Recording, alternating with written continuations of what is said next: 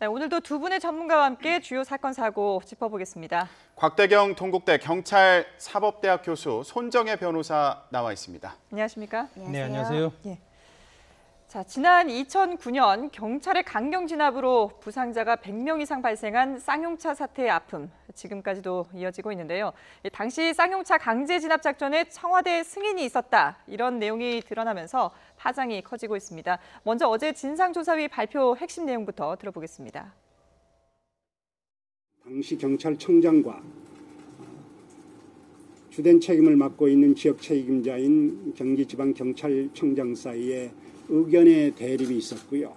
그 의견의 대립은 최종적으로 청와대에 의해서 해결이 되게 됩니다. 그러니까 청와대가 승인했다는 얘기죠. 특히 공중을 통한 그 작전, 그 헬기를 이용한 그 바람 작전, 하강풍을 이용한 바람 작전이죠.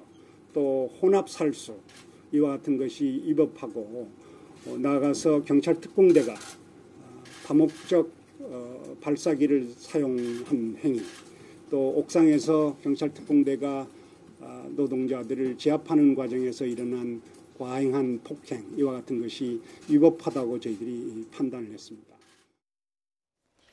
네, 저희가 앞서 영상으로도 보여드렸고 조금 전 그 조사위 내용도 들어보셨는데 그때 당시에도 이 경찰의 진압 작전이 상당히 일사불란하게 이루어진다 이런 느낌을 받았었거든요. 네, 경찰은 예. 회사 측과 여러 가지 이제 협의를 해가지고 네. 당시에 이제 옥수의 작전 이런 걸 이제 펼쳤습니다. 네. 그래서 이런 진압 작전이 이제 그 날짜별로 이제 단계 이루어지게 됩니다.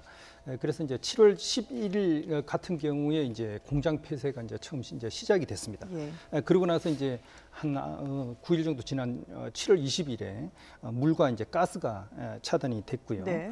그리고 이틀 후인 7월 20일에 이제 소화전도 이제 차단이 됐습니다.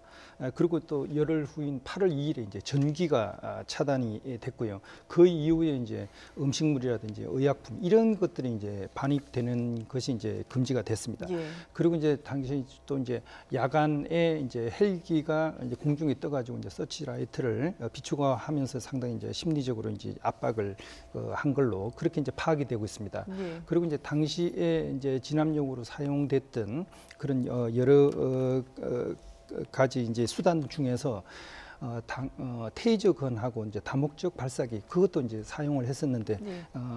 당시에는 상당히 이제 강력 사건이나 이제 테러 사건 이런 데 이제 사용하기로 이제 되어 있었던 그런 거고요. 그래서 이제 이런 다목적 발사기를 이용해 가지고 이제 스펀지탄을 발사한 걸로 그렇게 현재 파악이 되고 있습니다. 예. 그런데 이런 진압 작전을 당시에 경찰청장은 반대를 했는데 네. 조현오 당시 경기청장이 청와대에서 직접 승인을 받았다 이렇게 조사 결과가 나왔습니다. 이게 경찰 지휘 체계에서 가능한 일인가 이것도 궁금하거든요. 사실 경기도 이제 평택에서 이제 발생한 그런 어떤 사건이기 때문에 경기지방청장이 이제 지역의 청장으로서 이제 여러 가지 판단을 했는데요. 당시 이제 의견이 달랐다고 합니다. 그런데 이제 통상적으로는 경찰 같은 경우는 상당히 계급을 중시하고 그런 어떤 서열 같은 거에 따라서 이제 상명하복이 상당히 중시되는 그런 어떤 조직이긴 하지만 예. 굉장히 이제 급하고 긴급한 이제 이런 어떤 상황이 발생하는 그 상황에서 이제 현지의 상황, 그 지역에서 실제로 이제 공장에서 일어나고 있는 그 상황 그런 것에 대해서 이제 경찰청장은 좀 더 위협을 느꼈던 것 같고요. 그래서 이제 경찰청장과 의견이 다르니까 직접 이제 청와대에 이제 상황을 갖다 설명을 하고 예. 승인을 받았던 걸로 그렇게 이제 파악이 되고 있습니다. 예. 이게 일반적인 거는 아니고 아주 이제 예외적이고 좀 특수한 상황에서 벌어진 일이 아닌가 그렇게 볼 수 있겠습니다. 예. 청와대와 직접 소통을 했다. 이명박 전 대통령까지도 알았다라고 볼 수 있을까요?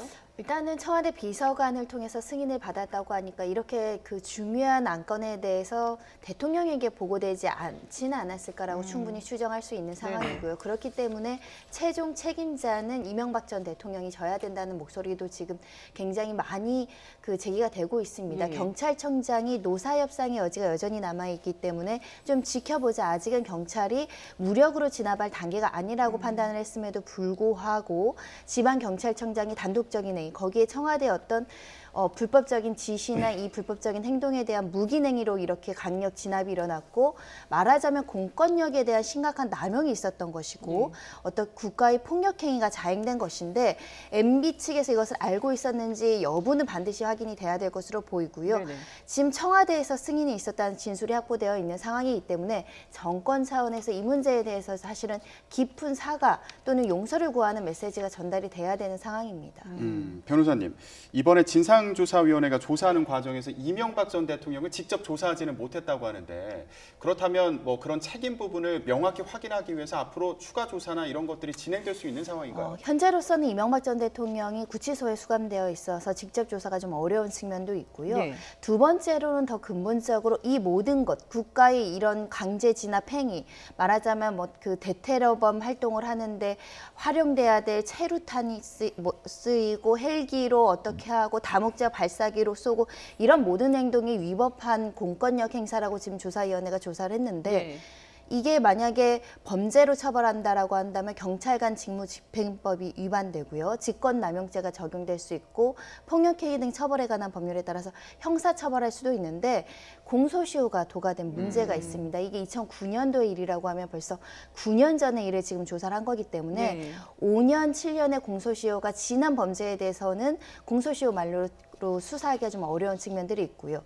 그럼 여러 가지 이런 규정들이나 법규를 위반한 경찰관들이 책임을 지고 징계로 징계 조치가 되어야 되는데 징계도 시효가 있습니다. 징계 시효도 대부분 지났다라고 보실 수밖에 없어서 유일하게 남은 것은 위험한 물건. 예를 들면 이런 체류액 같은 것은 위험한 물건으로 규정을 하고 이것을 다 20만 톤을 지금 뿌렸다라는 거 아니겠습니까? 예. 상해를 입었다고 한다면 특수 상해로 처벌하게 되면 공소시효 10년짜리는 남아 있다.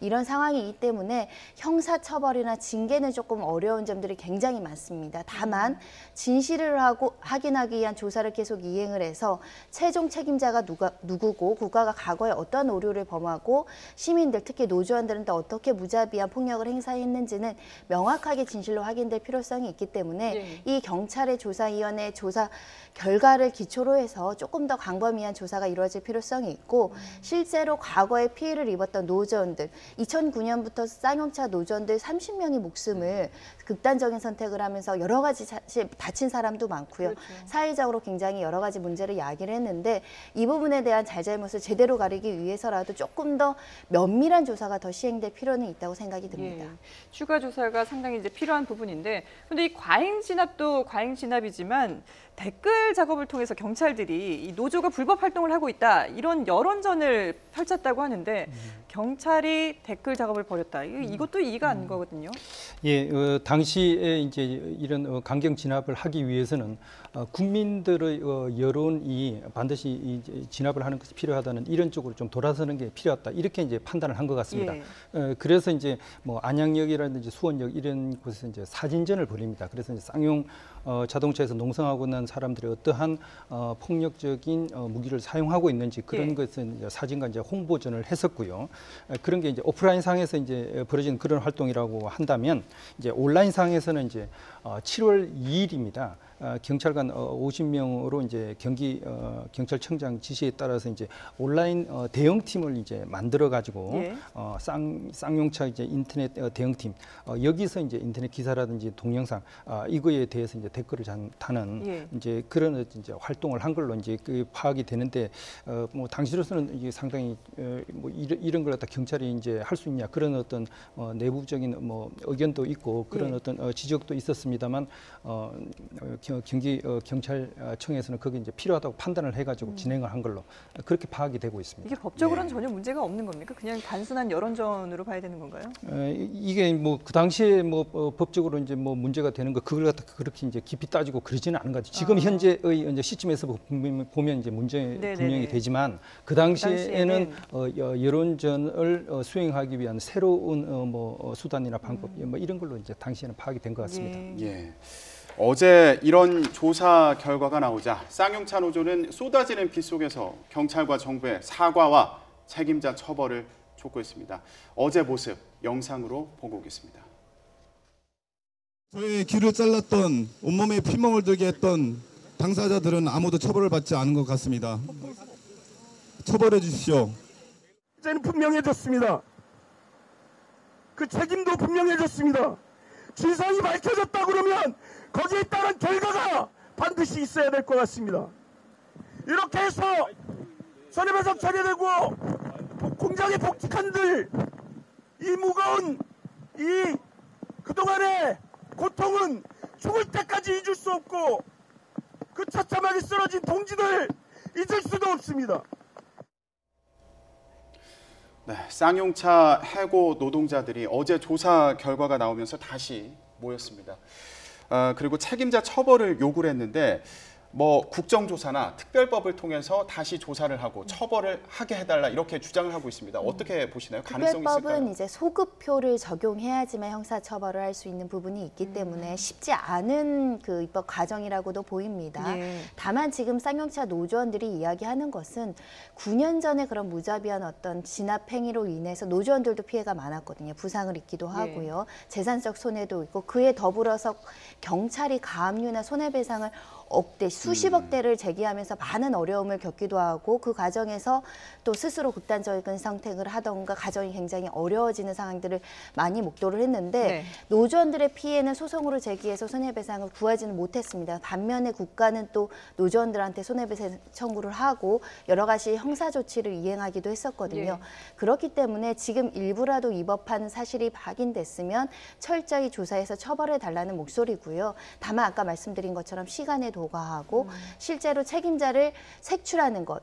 그 당시에 이런 전반적인 어떤 경찰의 진압행위가 있었고 되터려본 무기인 테이저건이라든가 살수액이라든가 이런 것들이 동원됐다고 하는데 실제 그 개인한테 처벌을 하고자 한다면 조금 더 강력한 수사가 들어가야 되는데 공소시효 문제를 극복할 수 있는지는 좀 기다려 봐야 되는 상황이고요. 네. 지금 가장 중요하게 대두되는 것은 경찰이 노조원들한테 11억 6천만 원, 그러니까 지금 지연이자까지 16억이 넘는 손해배상 청구를 했고 1, 2심은 일부 인용 판결을 받았습니다.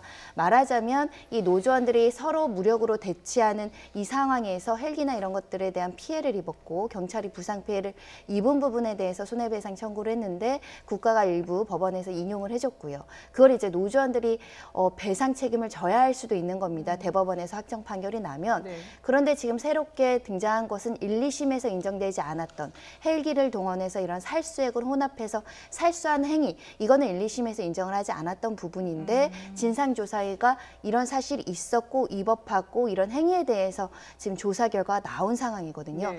이런 것들을 감안했을 때 국가의 어떤 공무집행 방해로 공무집행을 방해했다는 사람들이 처벌을 받으려면 원칙적으로 그 공무집행이 적법해야 됩니다. 근데 지금 상황은 공무집행 과정에서 위법한 공권력의 남용의 행위가 있었다고 한다면 그에 대항하고 저항하기 위해서 일부 무력적인 행동을 한 것을 위법한 공무집행이고 불법행위로 볼 것이냐 이런 여러 가지 법률적인 쟁점도 있는 상황이라서 대법원에서 또다시 이 1, 2심 판결이 조금 달라질 수 있는 개연성도 있고요.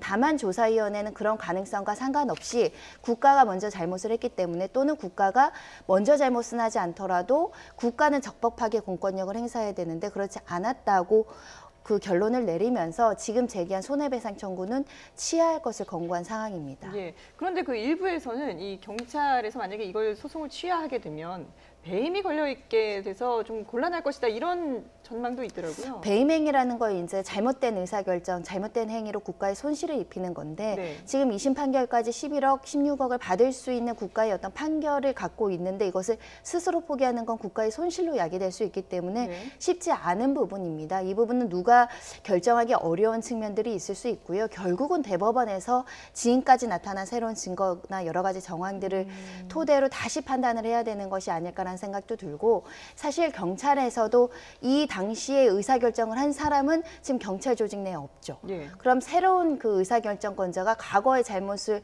시인하고 오류하고 그 대신 이런 손해배상을 취해야 한다. 이 의사결정은 국가의 손해도 발생할 수 있고요. 야권이라든가 다른 곳에 지금 반발하는 목소리도 굉장히 크기 때문에 쉽게 결정을 하기는 어려울 것 같고요.